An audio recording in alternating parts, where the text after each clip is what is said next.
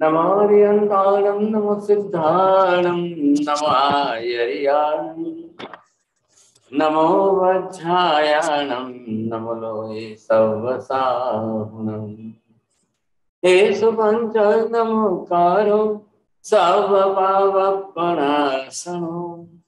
मङ्गलानं च सर्वेषु परमं हवै मङ्गलम् जय जगदीव जोनि वेयानो जगगुरु जगानन्दो जगन्नाथ जगबन्धु जय जगत्प्रिया महोदय जय सुयार्णवम तीर्थयारणं पश्चिमो जय जय गुरुलोकाण जय महावीर सच्चिदानंद संपूर्णं विश्वज्ञं विश्वभावनं शंखेश्वर पुरोत्तम पार्श्वनाथं नमामि सर्वारिष्ट प्रणाशाय सर्वारिष्टार्थदायिने सर्वलब्धि निधानाय श्री गौतम स्वामिने नमः श्री सुधर्मा स्वामिने नमः अज्ञानतिमिरान्धनां ज्ञानाञ्जनशलाकया नेत्रमन्मीलितं येन तस्मै श्री गुरवे नमः। सबको बहुत बहुत आशीर्वाद। 8वें स्तवन में देवचंद्र जी ने सेवा शब्द का प्रयोग किया है। सेवा करने से कि जिसे आदत रुचि रस बन गई है, उसको फायदा यह होगा कि उसे अपने आत्मा के गुण का बोध होगा। हम प्रतिमा दर्शन करते हैं, प्रतिमा में हम परमात्मा भाव का आरोपण करते हैं। अभेद बुद्धि करनी है तो परमात्मा के गुण का दर्शन होगा। उसके बाद हमें निज गुण दर्शन करने हैं। जिन गुण दर्शन भी उद्देश्य नहीं है, निज गुण दर्शन साध्य है। जिसने आत्मा गुण की अनुभूति कर ली है, वह भय से टल जाते हैं। कार्य कारण भाव है, क्रियात्मक भाव स्पष्ट हो रहा है। सेवा 2 प्रकार की है, सेवा द्रव्य सेवा और भाव सेवा। द्रव्य सेवा में दर्शन, नमन, वंदन, अर्चन यानी पूजा और गुणग्राम यानी गुणों का समूह, उसकी स्तवना करनी है। द्रव्य पूजा में सामान सामग्री होती है, वह भाव पूजा में जाने के लिए जरूरी है। द्रव्य पूजा का निमित्त छोड़ दिया तो भाव पूजा में जाना मुश्किल है। द्रव्य पूजा में अष्ट प्रकार की पूजा होती है। उसके 2 विभाग है, अंग पूजा और अग्र पूजा। अंग पूजा में जल, चंदन और पुष्प है। अग्र पूजा में धूप, दीप, अक्षत, नैवेद्य और फल पूजा है। दोहे बोल के भाव से यह पूजा करनी है। उसके बाद चैत्यवंदन करते हैं, स्तुति, नमोत्थनम, जिसमें परमात्मा के 35 गुण का वर्णन है। स्तवन, जयवरा आदि सूत्र बोलना है और समझकर बोलने से विशेष भाव आएगा। परमात्मा के शांत प्रशांत भाव की स्तुति करने से हम प्रेरित होंगे कि हम भी वितराग बने। वितरागता हमारा मूलभूत गुण है। द्रव्य सेवा होने के बाद भाव सेवा करना है। परमात्मा से अब अभेद भाव से जुड़ना है। द्रव्य स्वरूप और गुण स्वरूप से परमात्मा और हमारी आत्मा समान है। परमात्मा के गुण प्रकट है और हमारे आवरणीय कर्म से ढके हुए हैं। आवरणीय कर्म को क्षय करके हमें उसे प्रकट करना है। आत्मा भाव छोड़कर पर भाव में नहीं जाना है। आज तक हमें परमात्मा को अपने से भिन्न समझे है कि हम पामर है, संसारी है, कर्म सहित है और परमात्मा मुक्त है, पूर्ण है। परमात्मा से अभेद भाव लाने की कोशिश करनी है। लक्ष्य यही है, साध्य भी यही है। जब तक परमात्मा और हमारे आत्मा में भेदभाव है, तब तक हमें द्रव्य सेवा लगेगी। बहुत बहुत धन्यवाद आपको। आज हम जो है यहाँ पर देवचंद्र जी महाराज रचित 8वां चंद्र प्रभु भगवान का स्तवन ले रहे हैं। हम यहाँ पर तीसरी गाथा में प्रवेश करेंगे। 2 गाथाओं के अंदर जिन शब्दों को आपने समझ लिया है, तो पहली बात यह है कि सेवा, भगवान की सेवा, आप इसको सेवा शब्द दीजिए और आप इसको जो है पूजा शब्द भी दे सकते, आप इसी को भक्ति भी कह सकते हैं। परमात्मा की भक्ति करते हैं, परमात्मा की हम जिसको कहते हैं उपासना करते हैं साहब। तो ये जो भी है शब्द प्रयोग आप अलग अलग रखिए, कोई भी आप अपनी तरह से। हाँ, तो ये उपासना सेवा किस तरह से करते हैं? द्रव्य सेवा है, भाव सेवा है, द्रव्य पूजा है, भाव पूजा है। अब द्रव्य पूजा के अंदर हमने अंग पूजा, अग्र पूजा, इनके भी भेद हमने समझ लिए साहब। अब हम चल रहे हैं थोड़े से भाव पूजा के अंदर। यहां तक कह रहे हैं कि गुण ग्रामो जी, आपने देखे शब्द है दूसरी गाथा के अंदर। तो भगवान के अगर गुणों का समूह आप मात्र स्तवन में गा रहे हो, बोल रहे हो, वो भी द्रव्य पूजा कह रहे हैं, उसको भी द्रव्य सेवा कह रहे हैं।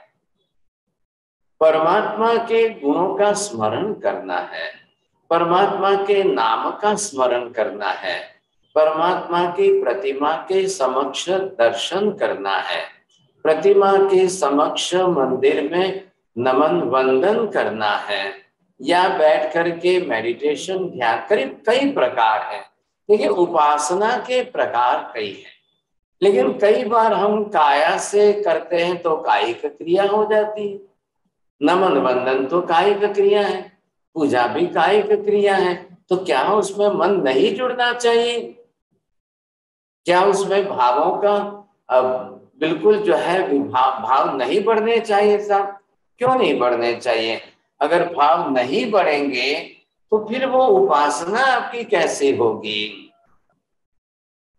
लेकिन कई बार होता ये है, जीव हमारा कर्माधीन है, कई कर्म बांधे हुए हैं, भारी कर्म बांधे हुए हैं, और ऐसे भारी कर्मों के कारण जो है मन कर्मग्रस्त हो जाता है, इधर उधर के विचार उसमें घुस जाते हैं और एकाग्रता नहीं बन पाती है। तब हमारे विचार विकृत होते जाते हैं। कई बार पता नहीं मंदिर में जाने के बाद भी विचार अशुभ हो जाते हैं, संभावनाएं बनती है, हम परमात्मा के साथ तादात्म्य भाव से जुड़ नहीं पाते हैं साथ। दृष्टि से हम जुड़ जाते हैं कई बार, लेकिन मन से नहीं जुड़ जाते हैं, मेमोरी से जुड़ जाते हैं। दृष्टि परमात्मा की प्रतिमा पर पड़ी और हम वहां पर जो है अपनी तरह से मेमोरी में से शब्दों का प्रयोग बोलते हुए स्तुति स्तवना करते रहते हैं। लेकिन आप कई बार देखेंगे एक की एक स्तुति हम वर्षों तक बोलते रहते हैं। दर्शनम देव देवस्य दर्शनम पापनाशनम, बड़े अच्छी तरह से बोलते हैं, लेकिन वही स्तुति 10 साल बोल रहे हैं, 20 साल से बोल रहे हैं, ये फिर मेमोरी सेट हो जाती है। जब भी मंदिर में जाओ भगवान के सामने जो मेमोरी में है वो बोल दो वहां पर। तो अब इसमें भाव कैसे जुड़ेंगे साहब? भाव कैसे जुड़ेंगे, ये समस्या है। और कर्मों के उदय वाली हमारी सबकी स्थिति बनी हुई है। तो जब तक ये कर्मों के उदय वाली स्थिति रहेगी और भाव नहीं जुड़ेंगे साहब, तो बड़ी समस्या होगी, कैसे करेंगे हम? तो यहाँ पर आप भगवान की सेवा, द्रव्य सेवा, भाव सेवा, क्योंकि द्रव्य सेवा हम जो करते रहेंगे यही सेवा अब ये आपकी द्रव्य सेवा बन जाएगी और ये आपकी भाव सेवा बनेगी। ये आपकी द्रव्य पूजा बन जाएगी, ये आपकी भाव पूजा बन जाएगी, यही आपकी द्रव्य भक्ति बन जाएगी, यही आपकी भाव भक्ति बन जाएगी। अब आप देखिए जिस प्रकार के जैसे आप जो है भक्ति करो या साधन, क्योंकि जिसमें आपने जिन साधन सामग्रियों का उपयोग जितने प्रमाण में किया तो स्वाभाविक है द्रव्यों का उपयोग। इन द्रव्यों के उपयोग से आपकी जो है ऐसी भक्ति, ऐसी भाव द्रव्य पूजा, मैं आपको ये बताऊं यहाँ पर कि अगर वे इसी प्रकार के इस तरफ के मात्र द्रव्य पूजा या भक्ति बनेगी तो फिर जो है ये द्रव्य पूजा क्या करेगी साहब, ये थोड़ा पुण्य उपार्जन करा देगी, ये थोड़ा सा पुण्य उपार्जन करा देगी। लेकिन अब इतने से तो काम नहीं चलेगा ना। हम भगवान की मात्र जो है भक्ति करें और सिर्फ पुण्य उपार्जन करें, ऐसा ना हो। ये जो है हमारी भाव पूजा, अब ये जितनी ज्यादा निर्जरा कराएगी, निर्जरा कराना मतलब क्या है, कर्म क्षय कराना। ये कर्म क्षय, निर्जरा का मतलब क्या हुआ कि आत्मा पर लगे हुए कर्मों का क्षय तो होना चाहिए ना। अगर हम कर्मों का क्षय नहीं कर पाएंगे तो कैसे होगा, सोचिए। कर्म क्षय तो जितने प्रमाण में हो, नवखान मंत्र में भी तो वही बात आ रही है, सब पापनाशनो, सब पाप कर्मों का नाश हो। और जैसे दर्शनम पाप नाशनम, हे परमात्मा आपके दर्शन से भी मेरे पाप कर्मों का नाश क्षय हो। मैं किस तरह से कितने प्रमाण में कर सकूं कर्म क्षय। अब भाव आत्मा के डायरेक्ट जुड़ रहे हैं, इसमें भाव नहीं जुड़ पा रहे हैं। द्रव्य की साधन सामग्रियां जुड़ पा रही है, तो द्रव्य की साधन सामग्रियां जितनी जुड़ती जाएगी, जितनी जुड़ती जाएगी तो हम उसी साधन, हाँ लेकिन अब कोई ऐसे हो दोनों को साथ में जुड़े, तो ये क्या बन रहा है, ये आपके लिए द्रव्य जो है वो भाव का निमित्त कारण बन रहा है।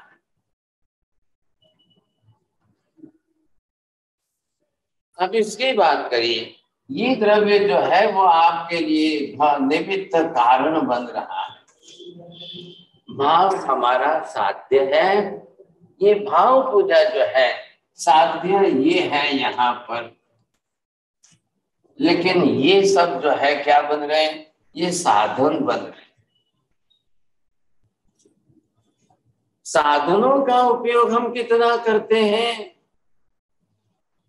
कितने साधनों के उपयोग से क्या साध्य आप सिद्ध करना चाहते हैं, तो अब कितने साधन, प्रत्येक साधन द्रव्यों को ऐसे जुड़े हैं कि जो बराबर हमारे भाव के लिए सहयोगी बने, उपयोगी बने, उपकारी बने। ये विशेषता है, इसको ध्यान में लीजिए आप। तो ये हमारे लिए कैसे भाव के द्योतक निमित्त बने। देखिए सबके तो संभव नहीं है, हम बच्चों को भी देते हैं द्रव्य साधन सामग्री, वो भी जाते हैं बड़ी अच्छी तरह से परमात्मा की अंग रचना भी करते हैं, भगवान की स्तुति स्तवना बोलते हैं। अभी भाव तो नहीं आएंगे ना, बच्चे हैं, छोटे हैं, लेकिन धीरे धीरे जब उनको अर्थ बोध सिखाया जाता है, वो अर्थ जो है वो उनके भाव का निमित्त बन सकता है। ये बड़ी विशेषता है था, तो ये हमको करना चाहिए। अगर नहीं कर पाएंगे तो फिर मुश्किल हो जाएगा। ठीक है, बच्चों के लिए हमने उद्देश्य क्या रखा है, संस्कार पड़ जाए। चलो बहुत अच्छी बात है, बच्चे हैं, नादान हैं, छोटे हैं अभी, तो धीरे धीरे धीरे उनके अंदर संस्कार अच्छे बन जाएंगे। तो जैसे ही बड़े होंगे अब उनकी मेमोरी गौण होगी, श्रुत बुद्धि समझ उनके भाव खिलेंगे, तब यही साधन सामग्रियां बहुत अच्छे भाव प्रकट करने में उनके लिए सहयोगी बन जाएंगे। देखिए ये आनंद गंज जी ने भी अपने 24 स्तवनों के अंदर द्रव्य को किस तरह से भाव का माध्यम बताया है, सहायक साधन बताया है, समझे कि नहीं। इसी तरह से ये हेतु है। तो ये जिस तरह से चल रहे हैं भाव भक्ति, अब भाव भक्ति होगी, द्रव्य भक्ति क्या होगी। आप द्रव्य पूजा गुण ग्रामो जी, ये शब्द पर ध्यान दीजिए कि जिस तरह से मुख्य हेतु है, अगर हमने गुण गाए, संगीत लिया, साधन लिया, तो संगीत भी हमारे लिए गान का एक साधन बन गया। तो जैसे ये भी सब साधन थे भाव पूजा के, अंग पूजा के, अग्र पूजा के, अष्ट प्रकारी के लिए जो हम पूजा के उपकरण लेकर के गए, ये सभी साधन है। ये उपकरण हमारे लिए कितने उपयोगी बन गए, उपयोगी ही नहीं उपकारी बन गए साहब। उपयोगी तो कितने होंगे, जब आप उपयोग करो तब तक उपयोगी है। अब जैसे ही आपने जो है इन साधनों का उपयोग करके पूजा करते हुए निर्जरा की और कर्मक्षी, तो उन द्रव्य साधनों से आपने अपनी आत्मा पर कितना उपकार किया, कितना बड़ा उपकार किया है, ये भी तो सोचिए ना। एक द्रव्य साधन, भले वो साधन जो भी है, लेकिन उन साधनों का उपकार हमारे आत्मा पर इतना हुआ, इसलिए उनको क्या कह रहे हैं, शब्द उपकरण है सब, परमात्मा की भक्ति में उपयोग में आने वाले उपकरण है। तो वो साधन है। आपको जरूर लगेगा कि नहीं नहीं, हम तो इन साधनों से उपयोग कर रहे हैं, साधन द्रव्यों से परमात्मा की भक्ति कर रहे हैं, करिए, कोई ना नहीं, कोई ना नहीं। लेकिन जब आप ध्यान में चले जाओगे, अब ध्यान में आपको कोई साधन नहीं चाहिए। जब आप ध्यान साधना में चले जाओ, किसकी, परमात्मा की ध्यान साधना, फिर ध्यान रखना, फिर ऐसा ना हो जाए कि आप यही समझो मैं तो श्वास देख रहा हूं, मैं तो जो है प्रेक्षा कर रहा हूं, मैं तो शरीर पर जो है ये देख रहा हूं। इसको ध्यान नहीं कहते हैं, ध्यान रखिए। ऐसे ध्यानों को करके आप निर्जरा की, मैंने निर्जरा कर ली, ये ऐसे भ्रम में मत रह जाना। तो ये ध्यान का लक्ष्य रखेंगे, आपको ख्याल आ जाएगा सब। तो यहाँ पर इन्होंने क्या है, द्रव्य सेव बंधन नमन आदिक अर्चन बलि गुण ग्राम, द्रव्य साधन सामग्री ली, वंदना भी की, नमस्कार भी किया, नाम भी जपा, और आपने जो है पूजा भक्ति भी कर ली। अर्चना मतलब पूजा भक्ति, और गुण ग्राम, गुण गाए भी सही संगीत के माध्यम से। वहां हमारा मन थोड़ा संगीत में गया, हम संगीत सुनने के लिए रागी हो गए, रागी हो गए, राजी भी हो गए साहब। संगीत से दिल बहलाता है, संगीत से जो है आनंद आता है, वो हम उसमें थोड़ी मजा लेने में रह गए, लेकिन अभी भी भाव नहीं, अभी भी परमात्मा के गुणों के साथ ऐसी एकाग्रता नहीं बन पाई साहब। तो फिर ये भाव पूजा कैसे होगी साहब। भाव अभेद थवानी इहा, ध्यान दीजिए यहाँ पर ये शब्द जो है, भाव अभेद थवानी इहा पर भावे निष्काम, ये है ध्यान की व्याख्या।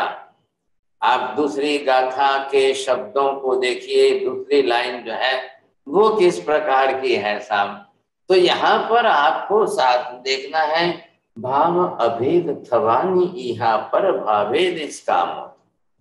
परमात्मा सामने सन्मुख है, मैं सन्मुख हूँ, भगवान भगवान है, मैं भक्त हूँ। अब मैं परमात्मा की उपासना कर रहा हूँ, तो मैं परमात्मा की उपासना कैसे करूं साहब, भगवान की उपासना मुझे कैसे करनी है। अब इसके अंदर मैं अपने आप को अभी भी जो है भगवान से भिन्न मान रहा हूं, भेद आ रहा है ध्यान में आपको। अब कैसे आप भेद में से अभेद में जाने की कोशिश करेंगे। तो यहाँ पर आप ये देख रहे हैं कि ये जो है सिद्ध परमात्मा है,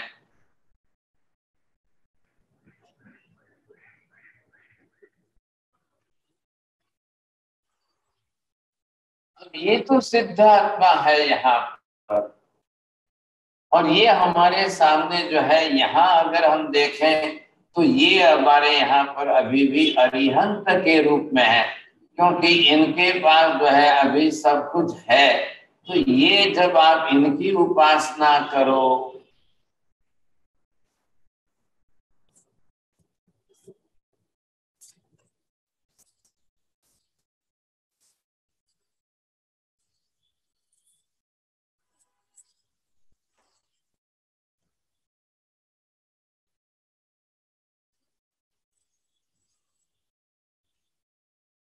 थोड़ा दोनों तरफ आप देखेंगे, आपको ये ख्याल आएगा कि अब आप किसकी उपासना किस रूप में कर रहे हैं हम।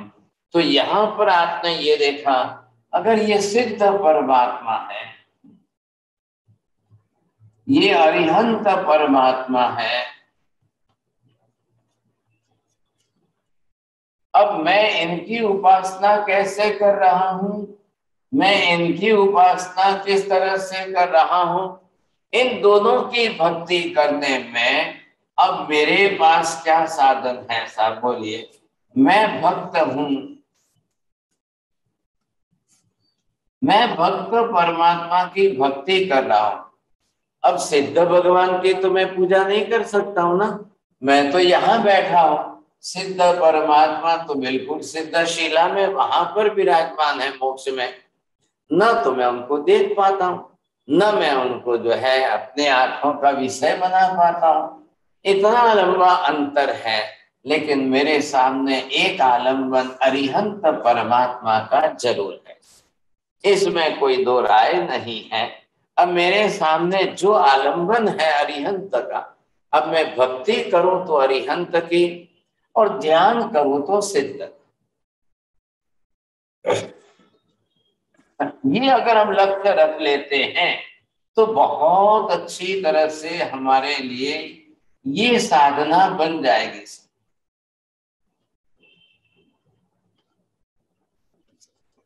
अगर हम ध्यान करें सिद्ध भगवंतों का और भक्ति करें, पूजा करें, दर्शन करें, वंदन करें, नमन करें, ये है हम अरिहंत परमात्मा के प्रति, क्योंकि इनके जो गुण है वो हमारे लिए इनके तीर्थंकर नाम कर्म की पुण्य प्रकृति के गुण है। तो वो बाहरी निमित्त हमारे लिए बड़े उपयोग में आ जाएंगे भगवान की भक्ति के लिए। अब भगवान की मुझे भक्ति करना है, कैसे करना है, किस तरह से करना है मैं करूं, लेकिन सिद्धों के साथ क्या करना, तो ये जो है गाथा की दूसरी लाइन के शब्दों को देखिए, भाव अभेद थवानी ही हाँ।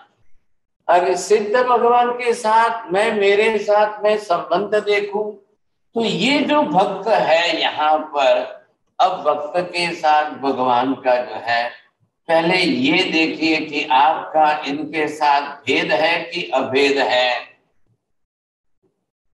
अभी हमको फर्स्ट स्टेज में तो ये भेद लग रहा है, लेकिन यहां से चलते चलते चलते अब आगे बढ़ते हुए अब आप परमात्मा के साथ अभेद भाव कैसे साध सकते हो, ये हमको साधना है अभेद भाव साधना। अभी हम यहाँ पर भेद भाव में हैं, तो भेद भाव के अंदर भगवान अलग है, मैं अलग हूं, वो आत्मा अलग परमात्मा है, मेरी आत्मा अलग है।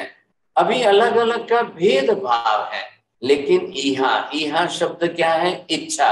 इच्छा है आपकी भगवान के साथ, अभी भी आपकी अभेद भाव की इच्छा है कि नहीं। तब क्या करना होगा आपको, यदि आपकी इच्छा बन जाए ऐसे परमात्मा के साथ मुझे अभेद करना है, तो पहले क्या करना होगा, पर भावे निष्कामो जी, जितने पर भाव है उनमें से आप बाहर निकल जाइए। बाह्य निमित्त के पर भाव जितने हैं, अब उनमें एक क्षण भी मन न जाए, और सीधे सिद्ध परमात्मा के साथ आपके भाव जुड़ जाए।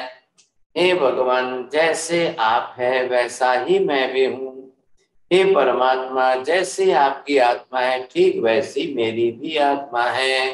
हे भगवान, जैसा आपका द्रव्य स्वरूप है वैसा मेरा भी द्रव्य स्वरूप है। हे परमात्मा, जैसे आपके गुण है वैसे ही मेरे गुण हैं। हे परमात्मा, जितने आपके गुण हैं उतने ही मेरे गुण हैं।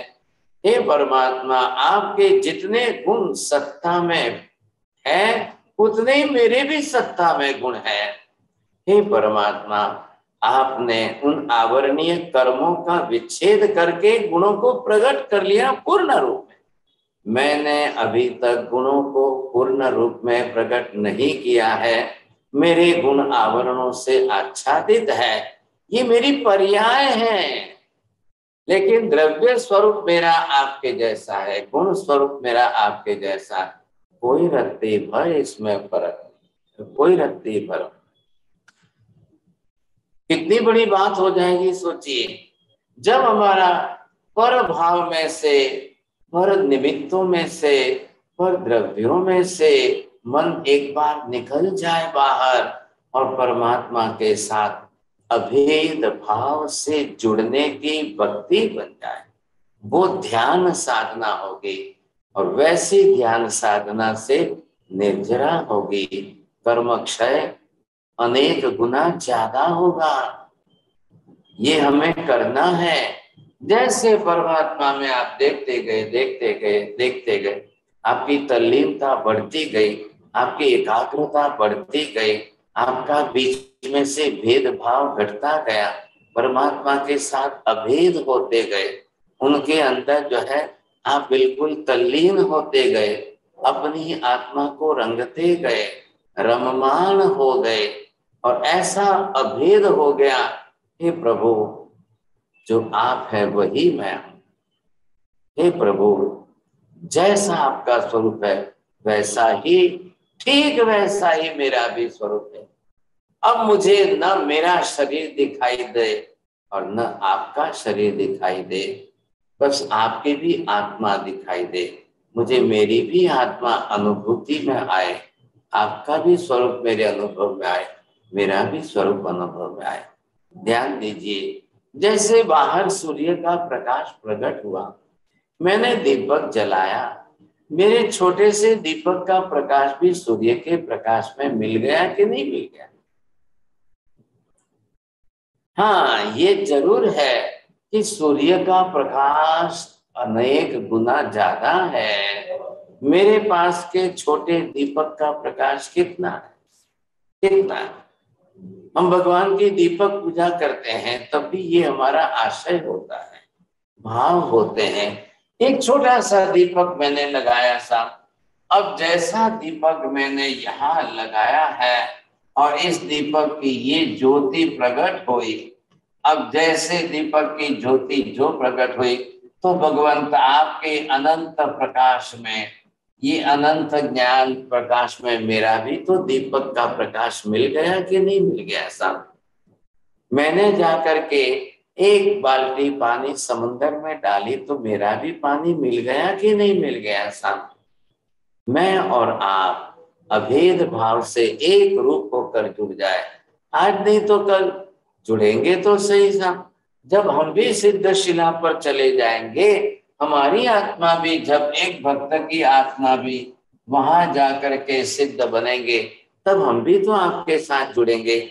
आपको शायद मालूम है, नेमिनाथ भगवान के स्तवन के अंदर आनंद गंज जी ने बहुत सुंदर जो है शब्दों की रचना दी है, और नेमिनाथ भगवान के ही स्तवन के अंदर देवचंद्र जी महाराज भी रचना कर रहे हैं। और वहां पात्र है राजुल, जो राजीमती भगवान नेमिनाथ से साथ शादी करने के लिए वो लालायित थी, लेकिन अब उसने क्या कहा, प्रभु आप तो संयम लेकर, दीक्षा लेकर साधु बनकर निकल गए और मैं संसारी के अंदर मैं अब क्या करूं? तो उसने भी अपना राजीमती ने निश्चय किया, अब मैं अन्य किसी से शादी नहीं करूंगी।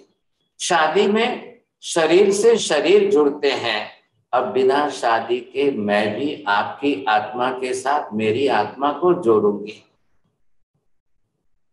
ये अभेद भाव की क्रिया है, यहाँ तो शादी होती है, शरीर से शरीर जुड़ते हैं, लेकिन दो में से एक पात्र की मृत्यु हो जाती है, चले जाते हैं साहब, तब क्या वियोग होता है।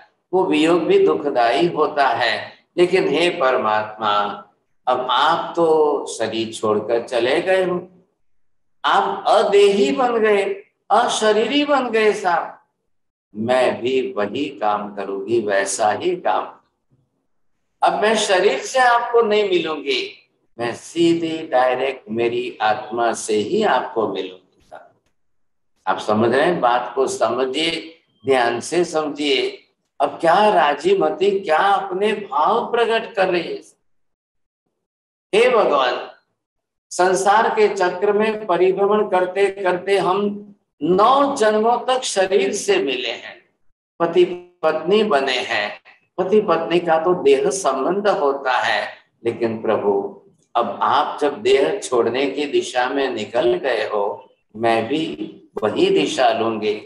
अब मैं दूसरे किसी से शादी नहीं करूंगी, अब मुझे दूसरे किसी के साथ शरीर संबंध नहीं करना है।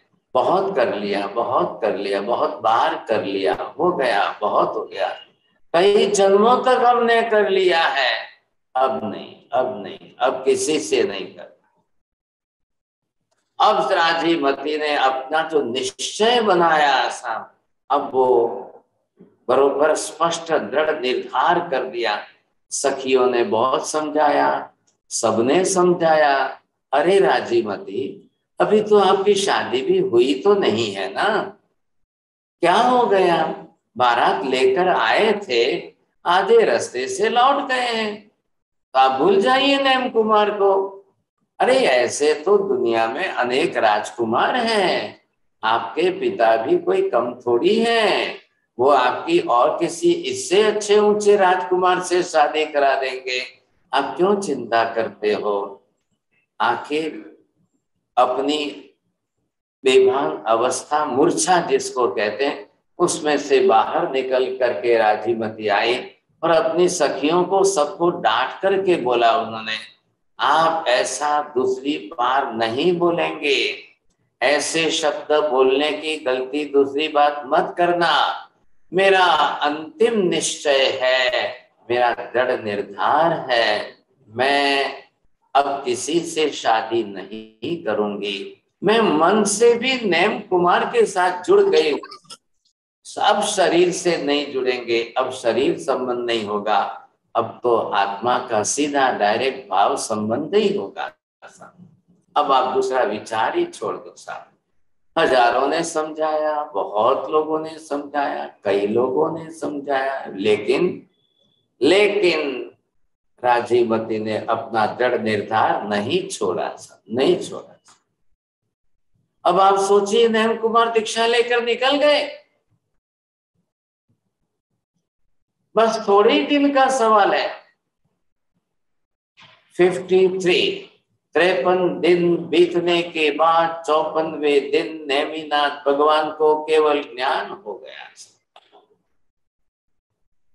अब परमात्मा को वितराग बनकर, केवली बनकर, सर्वज्ञ बनकर, सर्वदर्शी बनकर के समवसन में देशना देनी है।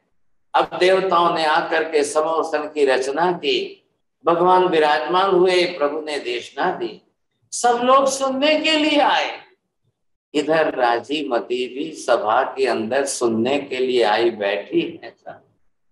अब आप सोचिए, समझे कि नहीं, जिसके साथ शादी करनी थी, अब उसको परमात्मा बनते हुए देखकर, अब समवसन में बैठे हुए देखकर, अब उनको देशना देते हुए देखकर, अब राजीमती के क्या भाव बनेंगे साहब, कैसे भाव बनेंगे, किस प्रकार के भाव बनेंगे। आप कल्पना तो करो, सोचो तो सही।